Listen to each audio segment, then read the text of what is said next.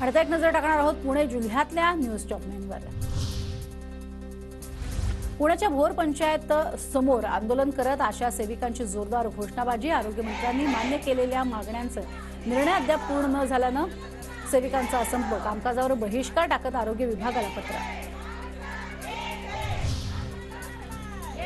पुण्याच्या आंबेगावातील मंचरमध्ये अंगणवाडी सेविका आणि कर्मचाऱ्यांसाठी या आंदोलन संपामुळे आदिवासी भागातील चिमुरड्यांचं पोषण आहाराअभावी मात्र हाल।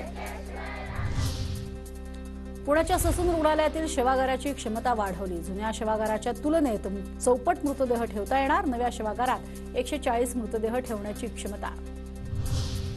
पीएमपीएल डिझेल बसचं इलेक्ट्रिक बसमध्ये रूपांतर करणार। पीएमपीएल कडनं बसची चाचणी करण्यास सुरुवात।